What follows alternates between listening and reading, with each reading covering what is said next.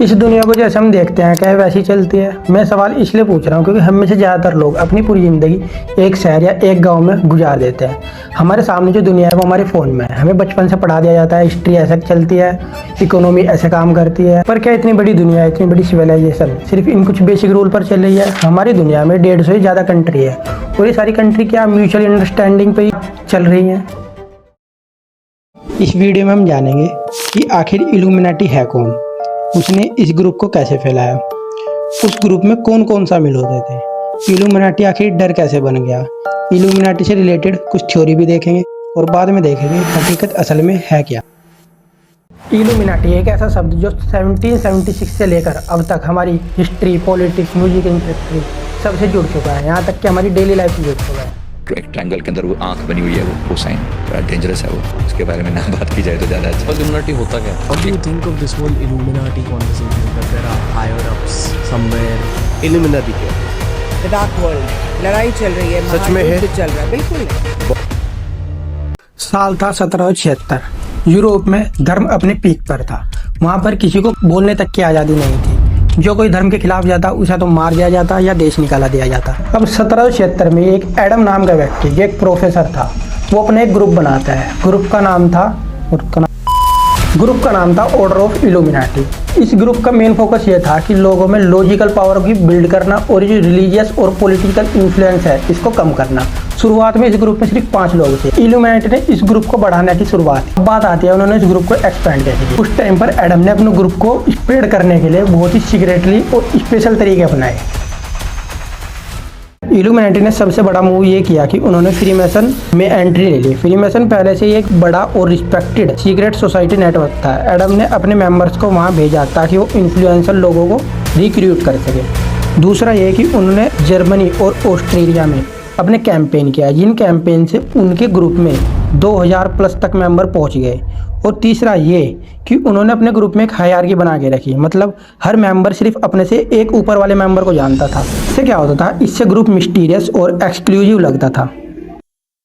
अब इस ग्रुप में शामिल होने के कुछ क्राइटेरिया भी थे। क्राइटेरिया ये थे कि एडम ने अपने ग्रुप के लिए उन लोगों को टारगेट किया जो बड़े बिजनेसमैन थे या जिनकी पॉलिटिकल एक आइडियोलॉजी थी, और उन्होंने स्टूडेंट्स को ज़्यादा टारगेट किया क्योंकि उनको लगता था कि स्टूडेंट ही ऐसे हैं जो आने वाली जनरेशन को बदल सकते हैं। तीसरा है कि मेंबर ऐसा होना चाहिए जो ऑर्डर फॉलो करे लेकिन दिमाग से तेज हो ताकि वो सीक्रेटली इन्फ्लुएंस स्प्रेड कर सके। और चौथा ये, उस वक्त के हिसाब से उन्होंने औरतों और रिलीजियस लोगों को ग्रुप से बाहर रखा था। उनका मानना था कि रिलीजन उनके ग्रुप के लिए खतरनाक है। साल 1785 जब बवेरियन गवर्नमेंट को इनके सीक्रेट डॉक्यूमेंट मिले तो उन्होंने इल्यूमिनाटी को बैन कर दिया। इस इवेंट के बाद सारी कॉन्स्पिरेसी शुरू हुई जो आज तक चल रही है।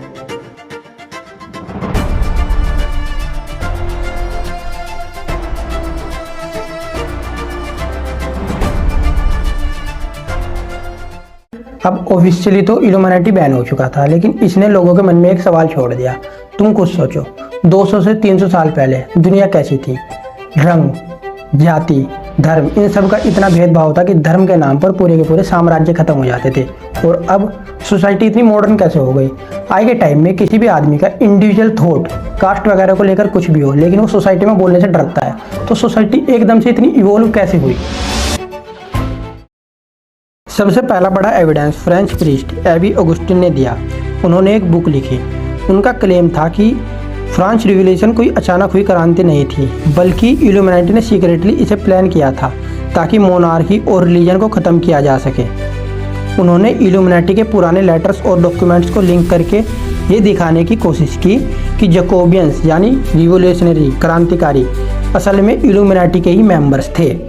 के साथ एक स्कॉटिश प्रोफेसर जॉन ने अपनी एक बुक पब्लिश की जिसका नाम था प्रूफ ऑफ कॉन्स्पिरेसी। जॉन खुद एक फ्रीमेसन थे, इसलिए उनका दावा ज़्यादा इम्पैक्टफुल था।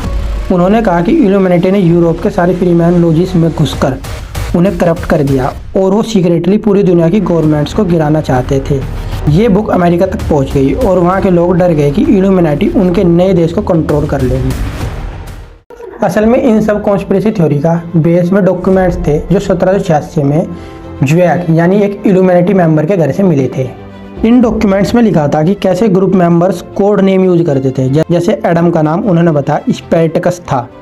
इनमें सीक्रेट सिंबल और पॉइजन तक का जिक्र था, जिनसे लोगों के दिमाग में ये बात बैठ गई कि ये ग्रुप कुछ बड़ा खतरनाक प्लान कर रहा था। अमेरिका में सबसे बड़ा इम्पैक्ट तब दिखता है जब वहाँ के एक मिनिस्टर ने ऑफिशियली लोगों से ये कहा कि इल्यूमिनाटी अमेरिका पहुँच चुका है। इस इवेंट को historians the illuminati panic of 1798 कहते हैं। अब जरा इन सिंबल्स को देखो, ये सब आपने इल्यूमिनाटी से रिलेटेड देखे होंगे, पर ये सिंबल्स आइडेंटिटी कैसे बन गए। एडम ने जब ग्रुप बनाया तो इल्यूमिनाटी ग्रुप का मेन सिंबल था उल्लू।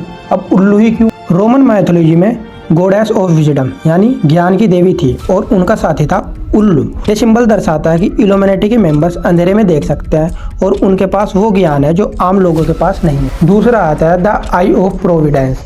असल में ये सिंबल क्रिश्चियनिटी का ही सिंबल था, जो ये दिखाता है कि भगवान की नज़र सब पर है।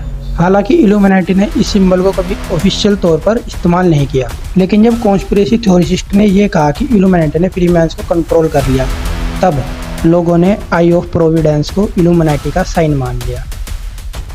पिरामिड का सिंबल भी फ्रीमैनरी से ही है, जो स्ट्रेंथ और प्रोग्रेस का प्रतीक है।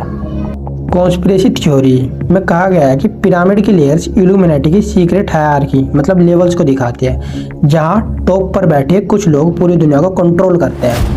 1970 में एक बुक आई थी द इल्यूमिनाटी ट्रायलॉजी।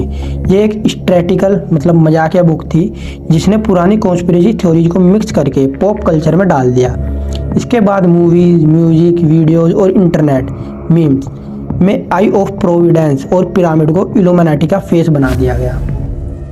बल्कि अगर आप 1776 में किसी असली इल्यूमिनाटी के मेंबर से मिलते तो आपको उल्लू का निशान दिखाता, ना कि किसी आंख या पिरामिड का। बात करते हैं इल्यूमिनाटी से रिलेटेड अलग अलग थ्योरी की। इनमें जो सबसे फेमस है वो है ब्लड लाइन थ्योरी। ये थ्योरी इल्यूमिनाटी की सबसे गहरी और पुरानी कॉन्स्पिरेसी थ्योरी में से एक है। इस थ्योरी को सबसे ज़्यादा पॉपुलर फ्रिट्स नाम के ऑथर ने अपनी book bloods of the illuminati में किया था। उसने क्लेम किया कि 13 परिवार पूरी दुनिया को चलाते हैं, जो इस दुनिया की फाइनेंस, पॉलिटिक्स और मीडिया को कंट्रोल करते हैं। उन परिवारों के में से कुछ परिवार का नाम मैं स्क्रीन पर दे रहा हूँ। ब्लड लाइन थ्योरी का मानना है कि ये परिवार अपनी प्योरिटी और पावर बनाए रखने के लिए आपस में शादी करते हैं। इन परिवार का मानना है कि पावर इनके डीएनए में है।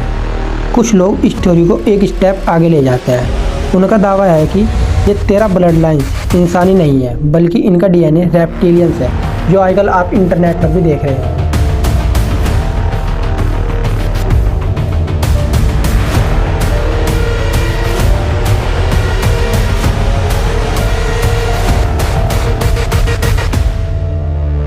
ये थ्योरी साइंस और हिस्ट्री के हिसाब से गलत है, पर इंटरनेट पर काफ़ी वायरल रहती है। इनका मानना है कि ये 13 परिवार वॉर्स, पैंडेमिक्स क्रिएट करते हैं ताकि लोग डर कर उनसे सिक्योरिटी मांगे और बदले में अपनी आज़ादी खो दें। हालांकि ये सच है कि कुछ परिवार बहुत अमीर है और उनका पॉलिटिक्स पर असर है, लेकिन ब्लड लाइन थ्योरी के ज़्यादातर दावे फिक्शनल हैं। इसके बाद आती है entertainment programming theory. Theory illuminati conspiracy का एक बहुत ही डार्क और कंट्रोवर्शियल हिस्सा है। इस थ्योरी के मुताबिक इल्यूमिनाटी सिर्फ पॉलिटिक्स या पैसों का कंट्रोल नहीं करती, बल्कि वो एंटरटेनमेंट यानी मूवीज़, हमारी म्यूज़िक, हमारी इंडस्ट्री को भी कंट्रोल करते हैं और इसे एक टूल की तरह इस्तेमाल करते हैं, जिससे जनता को प्रोग्राम किया जा सके। यह इस थ्योरी का सबसे बड़ा हिस्सा है। इसका मतलब है कि किसी बड़े रियल लाइफ इवेंट से पहले उसे मूवी या कार्टून में फिक्शन के तौर पर दिखा देना। जैसे आप बहुत बार एक कार्टून का नाम सुनते होंगे सिम्पसन, जो फ्यूचर प्रेडिक्ट कर सकता है, और ये सिर्फ दावे नहीं है, इस कार्टून ने ऐसा करके भी दिखाया है।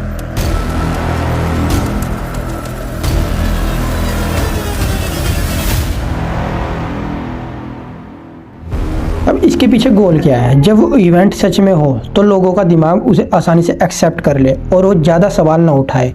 अब द सिम्पसन्स के पुराने एपिसोड में ऐसी चीज़ें दिखाना जो सालों बाद सच हुई, कॉन्स्पिरेसी थ्योरिस्ट कहते हैं कि ये सिर्फ कोइंसिडेंस नहीं है, बल्कि पहले से ही हमें प्रोग्राम कर दिया गया है। यहाँ तक कि कुछ स्टार्स को पपिट ऑफ इलाइट भी कहा जाता है, क्योंकि उनकी वीडियोज़ में इल्यूमिनाटी से रिलेटेड सिम्बल्स का काफ़ी ज़्यादा तौर पर इस्तेमाल किया जाता है। अब ये तो वे हैं जो इंटरनेट पर वर्ल्ड वाइड फेमस थ्योरी है। कुछ ऐसी थ्योरी जो काफ़ी कम लोगों को पता है। Reverse control theory. इसका मानना है कि इल्यूमिनाटी ने अपने सिंबल्स को पॉप कल्चर का हिस्सा बना दिया। जब आप हर टी शर्ट, म्यूजिक वीडियो और मूवी का पोस्टर पर पिरामिड और आई देखते हैं तो आपका दिमाग उन्हें डेंजरस समझना बंद कर देता है। एक तरह का मेंटल डिस्टेंक्शन है, यानी आपके दिमाग को इतना आदी बना देना कि आपके सामने कुछ गलत हो भी रहा हो तो आप उसे फैशन समझकर नज़रअंदाज कर दे। ये चीज़ आप आजकल वैसे भी देख सकते हैं। आजकल की बड़ी कंपनियां अपने खुद के ऊपर ही मीम्स बनवाती है जो जेन जी कल्चर में बहुत फेमस है, और बड़ी कंपनियां अपने आप को जेन जी कल्चर में रिलेवेंट रखने के लिए ऐसा करती है। अब इसके बाद आती है इंफॉर्मेशन गेट कीपिंग थ्योरी। ये इल्यूमिनेटी के कॉन्टेक्स्ट में ऐसी स्ट्रेटेजी है जिसमें पावर का मतलब पैसा नहीं बल्कि जानकारी होता है। इस थ्योरी के मुताबिक आम आदमी वही जानता है जो उन्हें जानने दिया जाता है, जबकि असली और पावरफुल ज्ञान सिर्फ कुछ चुनिंदा लोगों के पास मौजूद है। गेट कीपिंग थ्योरी दो तरह के ज्ञान पर बात करती है। पहला है पब्लिक। ये वो ज्ञान है जो स्कूल, कॉलेज और न्यूज़ में मिलता है। ये आपको एक वर्कर या कंज्यूमर बनाने के लिए काफ़ी है। और दूसरा है सीक्रेट। ये वो हिडन नॉलेज है जो सिर्फ एलाइट ब्लड लाइन्स या सीक्रेट सोसाइटी के मेंबर्स के पास होती है। जैसे इसमें आता है advance philosophy, ancient history, finance के असली रूल्स और स्पिरिचुअल पावर का जिक्र हो। कुछ लोगों का तो यहाँ तक मानना है कि नेचर ने हमको सारी चीज़ फ्री में दी है। ये सारे बिजनेस, गवर्नमेंट्स और ये सारा कॉर्पोरेट वर्ल्ड इल्यूमिनेटी की चाल है, जिससे लोग अपने ही रिसोर्सेज को पूरा करने के लिए काम करते रहे और इसी उलझन में उलझे रहे। तो कहना तो यहाँ तक है कि इल्यूमिनेटी डिसाइड करता है कि कौन सी रिसर्च कब पब्लिश होगी, कौन सा साइंटिफिक इन्वेंशन कब होगा। अब कुछ लोगों का यहाँ पर यह भी मानना है कि इल्यूमिनेटी गवर्नमेंट के द्वारा ही बनाया गया फेक कॉन्सेप्ट है, जिससे लोग वर्ल्ड में कुछ भी हो रहा है उसके खिलाफ इल्यूमिनेटी को ब्लेम करें, ना कि सिस्टम को। और सच ये भी है कि इल्यूमिनेटी हकीकत में एग्जिस्ट करता हो या ना करता हो, लेकिन हमारा जो डर है वही एक इल्यूमिनेटी है। हमको लगता है कि इतनी बड़ी दुनिया आखिर हम है किस पर्पज़ के लिए, हमें कंट्रोल कौन कर रहा है। वही कॉन्सेप्ट भगवान का था और वही कॉन्सेप्ट इल्यूमिनेटी का है। लोगों को अपने जीने की कोई ना कोई वजह चाहिए। हमसे पहले लोगों ने वजह बनाया भगवान को कि भगवान सब कंट्रोल करते हैं, पर जब से लोगों की थिंकिंग और क्रिटिकल हुई तब से अलग अलग कॉन्स्पिरेसी थ्योरी बनने लगी। और ये इल्यूमिनेटी की कोई अकेली थ्योरी नहीं है। इसी तरह की एक थ्योरी है एरिया 51 को लेकर। अगर आपको उस पर भी कोई डिटेल वीडियो चाहिए तो कमेंट में बता देना। धन्यवाद।